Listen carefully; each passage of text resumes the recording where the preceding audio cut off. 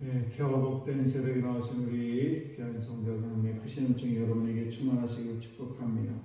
오늘 본문 말씀을 보시게 되면 전쟁의 소식을 전하려니 구스인으로부터 압살롬이 죽었다는 그런 소식을 다윗이 듣게 되죠. 그러자 33절 말씀 보시게 되면 다윗은 이제 성 위로 올라가면서 이렇게 얘기를 합니다. 슬프면서 내 아들 압살롬아, 내 아들 압살롬아 하면서 정말 내가 너 대신 죽었어야 되는데, 그러면서 계속해서 압살롬 내 아들아, 내 아들아 이렇게 울부짖는 슬피 우는 그런 모습을 우리가 볼 수가 있습니다. 우리는 이 다윗의 모습을 보면서 우리에게 큰 교훈을 얻게 되는데, 그 하나는 뭔가 하면 너무 서두르지 말아라는 그런 말씀입니다. 오늘 압살롬이라는 사람은 누굽니까? 바로 자기 자신의 아들이에요. 셋째 아들인데 그 압살롬이 암논이라는 큰형도 죽이고, 그리고 또 자기의 뭡니까? 다윗의 그 첩도 범죄를 하고 이런 일들이 일어나게 됩니다. 그리고 그것만 아닙니다. 자기의 칼을 들이대고 그러면서 아버지를 죽이려는 그런 압살롬 아닙니까? 그런데 그 압살롬에 대해서 다윗은 그런 사랑하는 감정이 대단한 것을 알 수가 있습니다.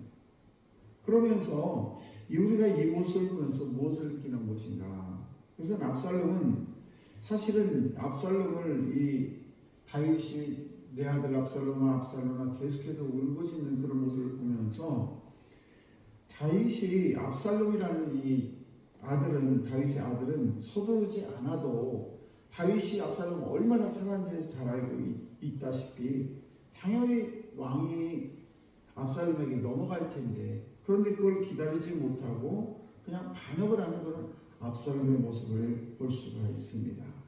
그래서 아버지에 대한, 물론 불평이 없을 수 없겠습니다만, 문제는 아버지에 대한 그런 불평을 가지고 지나치게 자기 뜻대로 서둘러서 왕이 되려겠던 그런 압살롬의 모습이 잘못된 모습이라는 것을 저는 잘 알 수가 있습니다.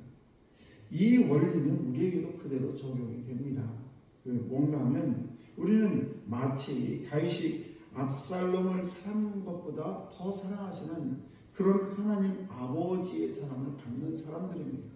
그러니까 다윗이 압살롬을 사랑하는 것보다 우리 하나님 아버지가 우리를 사랑하는 것이 훨씬 더 크다, 이런 말이죠. 얘기할 것도 없이 예수님이 이 땅에 오실 때에 우리를 위해서 오셨고, 그리고 그분이 죽으심으로 말미암아 우리의 모든 죄를 다 사함을 받을 수 있을 수 있도록 자기 아들까지 내주면서 우리를 사랑하신 하나님 아버지죠. 그러니까 압살롬의 그 사랑보다, 맞아, 다윗의 사랑과 비교할 수 없는 그런 엄청난 하나님 아버지의 우리는 사랑을 받고 있다는 사실입니다. 그런데 이 하나님 아버지의 놀라운 사랑은 우리가 압살롬이 받는 그런 왕을 계승받는 것보다 훨씬 더 큰 그런 놀라운 축복이 우리에게 예비되어 있고, 그리고 그 예비되는 그 하나님의 그 축복을 우리는 얼마든지 하나님의 자녀들이 있어야 함을 생각하면서 누릴 수가 있습니다. 그러므로 저는 하나님 말씀에 묵묵히 순종하고 그 말씀대로 살아가게 되면, 그러면 하나님께서 우리의 모든 인생에 모든 전반적인 플랜에 대해서 놀라운 축복이 당연히 주어진 것이 당연한 것입니다. 그런데 문제는 무엇인가? 우리가 너무 성급하게 왜 하나님 나에게 축복을 주시지 않으시지? 이러면서 기다리지 못하고 내 힘으로 이렇게 하려고 하는 그런 모습들이 너무 많이 나타나고 있다는 것입니다.